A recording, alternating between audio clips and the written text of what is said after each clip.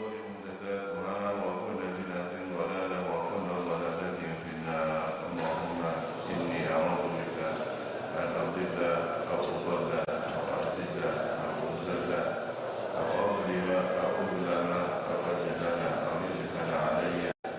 رب زدني علما ووسع لي في رزقي وبارك لي فيما رزقتني واجعلني محبوبا في قلوب عبادك وعزيزا في عيونهم واجعلني وجيها في الدنيا والآخرة ومن المقربين يا كثير النوال ويا حسن الفعال ويا قائما بلا زوال ويا مبدئا بلا مثال ولك الحمد ولك المنة ولك الشرف على كل حال. وصلى الله على سيدنا محمد وعلى آله وصحبه وسلم. الحمد لله رب العالمين. أما بعد، وبسند المتصل للإمام الفقيه الأصولي النحوي المفسر جلال الدين محمد بن أحمد بن محمد بن إبراهيم بن حبيب، وإلى الإمام الحافظ المؤرخ الأديب المحقق المدقق جلال الدين عبد الرحمن بن أبي بكر محمد بن صالح الدين الفضيل السيوطي رحمه الله تعالى ونفعنا بهما وبعلومهما وبأسرارهما وبأسرار سائر الصالحين. اللهم افتح لنا أبواب العارفين وانفعنا بما علمتنا وعلمنا الذي ينفعنا وزدنا علما والحمد لله على كل حال. إلى تفسير قوله تعالى: أعوذ بالله من الشيطان الرجيم. لو كان عرضا قريبا وسفرا قاصدا لاتبعوك ولكن بعدت عليهم الشقة وسيحلفون بالله لو استطعنا لخرجنا معكم يهلكون أنفسهم والله يعلم إنهم لكاذبون. ونزل في المنافقين dan turunlah ayat fil munafiqin tentang orang-orang munafik alladzina takhallafu yang tertinggal siapa munafikin. Apa? Firman Allah Ta'ala, law kana, andaikan ada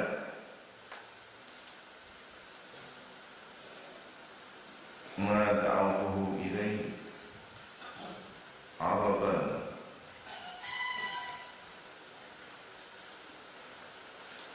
ma da'awtahu ilaihi, sesuatu yang mengajak engkau kepada mereka, ilaihi pada ma'aradan mataan, kesenangan minat dunia dari dunia, qariban dekat, sahal ma'fad mudah pengambilan, mudah memperoleh, wasafaran qasidan dan perjalanan yang qasidan wasatan sedang maksudnya tengah, tidak terlalu jauh, tidak terlalu dekat. Lattaba'uka, niscaya mengikuti mereka kepada engkau. Talaban lil ghanimati, karena meminta harta rampasan perang.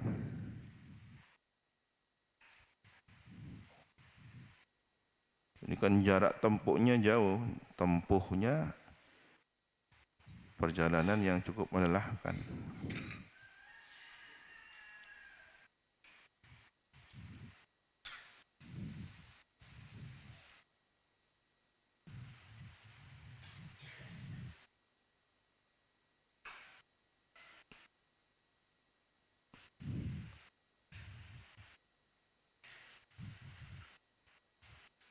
Tabuk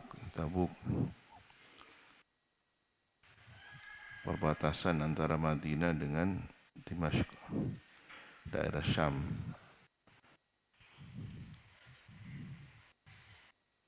Andaikan jaraknya dekat, mungkin orang-orang munafik akan menyusul. Tapi karena jauh, walakin ba'udat alaihimus syuqqah. Tetapi ba'udat jauh atas mereka asyuqqatu al-masafatu, jarak tempuh perjalanannya. Fatakhallafu, maka tertinggal mereka, lamban ya. Wa sayahlifuna billah, dan akan bersumpah mereka dengan nama Allah, idza raja'tum ilaihim, apabila kembali kamu sekalian kepada mereka. Ketika kaum muslimin sudah selesai, kemudian kembali, mereka itu akan bersumpah dengan nama Allah. Law istata'na, andaikan kami mampu, al-khuruja, keluar, la kharajna ma'akum, niscaya kami akan keluar bersama kamu sekalian. Yuhlikuna anfusahum, yuhlikuna anfusahum, mencelakakan diri mereka, bil halfi, dengan sumpah, al-kadzib, yang dusta, hanya membuat alasan saja, argumentasi saja, padahal sengaja memperlamban diri untuk tidak ikut berperang, mengingat jaraknya jarak yang cukup jauh. Kalau dekat, ikut mereka, karena ada motivasi dunia berupa harta rampasan perang.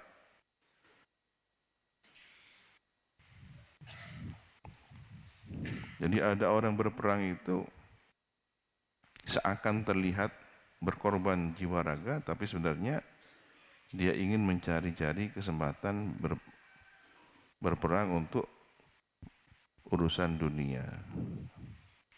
Boleh jadi ketika dalam peperangan dia tidak benar-benar berperang, tapi menghindar dan menjadikan teman-temannya sebagai tameng perisai hidup. Begitu mencapai kemenangan, ikut sorak-sorai, ikut bahagia.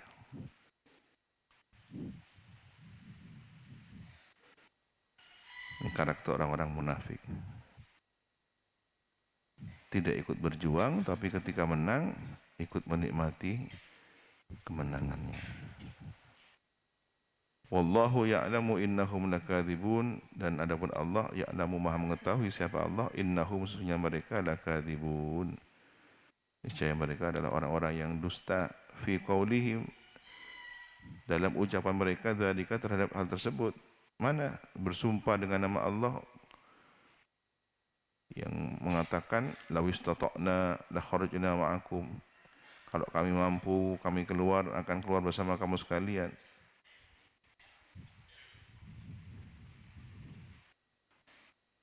Wa kana sallallahu alaihi wasallam adzina li jama'atin fit takhalluf, dan dahulu Nabi sallallahu alaihi wasallam memberi izin li jama'atin, kepada sekelompok orang, fit takhalluf, untuk lambat, tertinggal, ijtihadin minhu, dengan dasar ijtihad dari Nabi.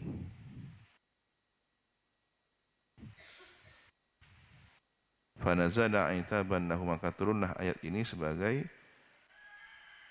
teguran kepada Nabi.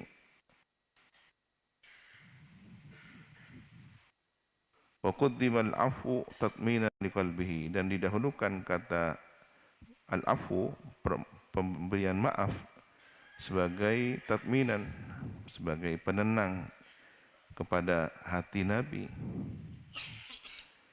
Mana lafaz firman Allah berikutnya, afallahu anka lima adzinta lahum, memberi maaf siapa Allah kepadamu, lima adzinta, terhadap apa yang kau berikan izin untuk mereka. Izin fit takhalluf, untuk tetap tinggal, tidak ikut perang.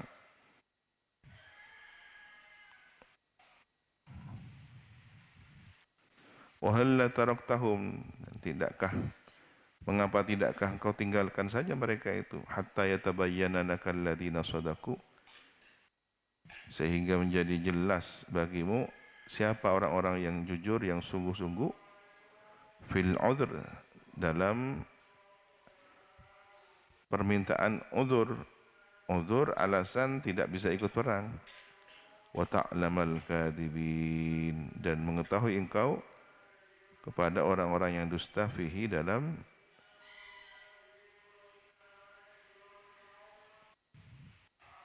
udhur itu. Ada yang pura-pura beralasan, ada yang sungguh dalam meminta udhur tersebut.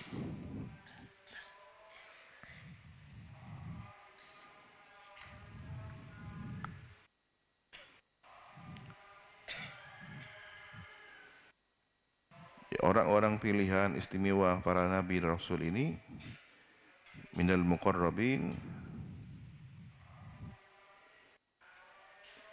sebaiknya tidak segera memberikan izin kepada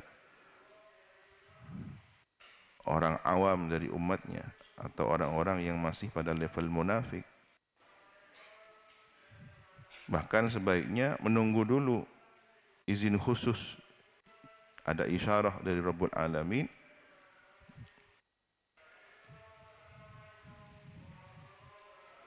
barulah dia memberikan argumentasi itu. Ini juga dapat kita renungkan pada peristiwa Sayyidina Yunus alaihissalam. Kenapa Sayyidina Yunus? Beliau seorang nabi dan rasul minal muqarrabin, tetapi mendapatkan satu teguran dari Allah Subhanahu wa taala. Kenapa? Beliau melihat tanda-tanda yang secara kebiasaan itu tanda terjadinya azab. Kaumnya menentang, diajak untuk beriman, diajak untuk berbuat baik, melakukan perlawanan. Kemudian ada mendung, awan yang gelap gulita. Maka praduga Nabi Yunus ini akan segera turun azab.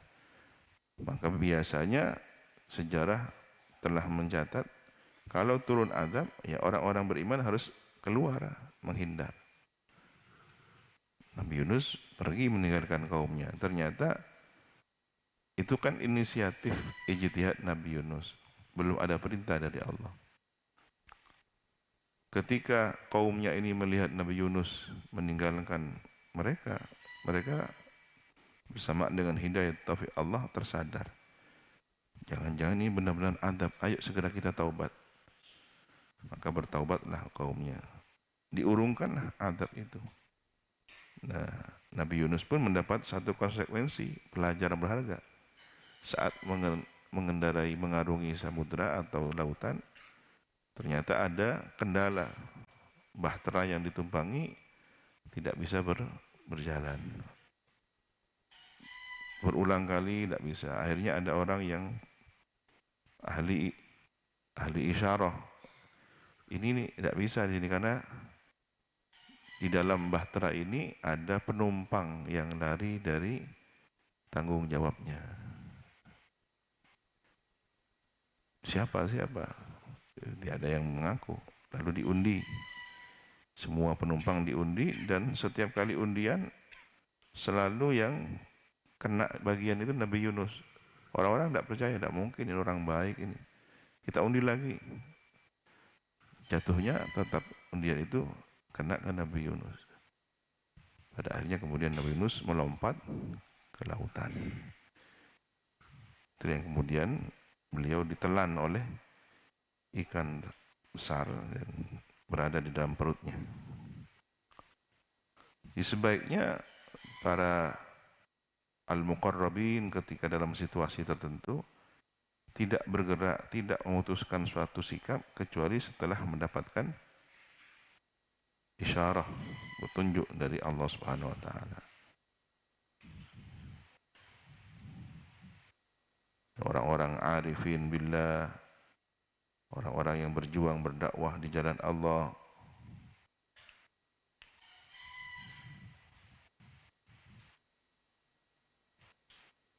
Itu tidak seharusnya memberikan izin orang yang levelnya di bawah mereka, orang awam ya, untuk tidak ikut berjuang. Jangan dibiarkan bersantai-santai, tetap berada dalam bisikan nafsu atau ajakan hawa nafsunya. Ini juga pelajaran berharga kepada santri yang diberi amanah sebagai umana, pengurus, ketua kamar, pengurus di struktural kamar ya. Tidak mentolerir santri melakukan hal-hal yang lengah. Biarkan, tidak apa-apa. Akhirnya dari kelengahan itu lebih parah lagi kepada hal-hal yang durhaka, maksiat ya. Toleransi itu bukan dalam hal yang menyebabkan seseorang terjerumus dalam kemaksiatan.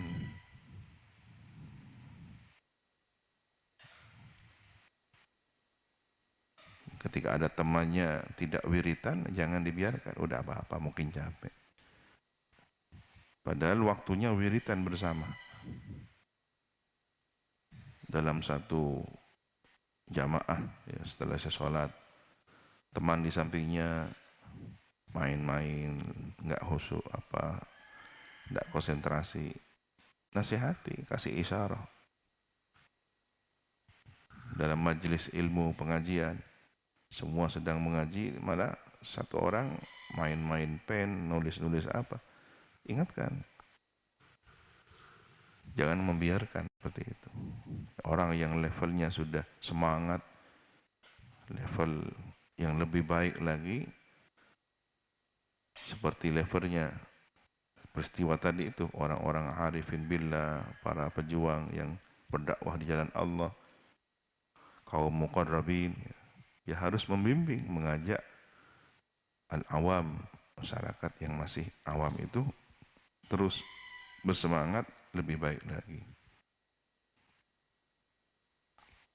Ini yang kemudian bisa membersamai orang lain menuju kebaikan. Boleh jadi ada teman menjadi baik karena lingkungannya yang mengajak dia baik. Padahal dia mungkin semula tipikalnya pemalas. Maunya sembunyi saja dari kegiatan-kegiatan di pesantren. Tetapi tidak ada tempat untuk bersembunyi. Bersembunyi di sini diingatkan oleh temannya. Bangun, ayo berangkat ke madrasah. Ya, cari tempat yang lain. Ketemu dengan orang lain. Kok ada di sini kamu? Jam sekian kok ada di kamar mandi. Ayo berangkat ke madrasah. Kalau semua seperti ini, maka tidak ada kesempatan bagi pemalas, tidak ada kesempatan bagi orang-orang melanggar, melakukan kedurhakaan, melakukan suatu pelanggaran. Karena semua orang-orang yang bersemangat itu aktif untuk melakukan tawasau bil haqqi, tawasau bis sabr. Tapi kalau kemudian lemah hati, iya sekali-kali biarkan, kasihan itu mungkin. Ini belas kasihan dalam situasi yang tidak baik. Berbeda dengan yang udzur syar'i, sakit, memang harus dirawat. Maka agar kondisi udzurnya tidak mempengaruhi yang lain, harus dia asingkan, dipindah, dijauhkan. Memang sebaiknya orang sakit tidak di kamar ya. Kenapa? Selain secara sunnatullahnya, kausalitasnya, virus yang ada dalam diri orang yang sakit bisa menular. Ya semua memang penyakit dari Allah, tapi ada sebab akibat. Ada yang harus dijaga, dihindari.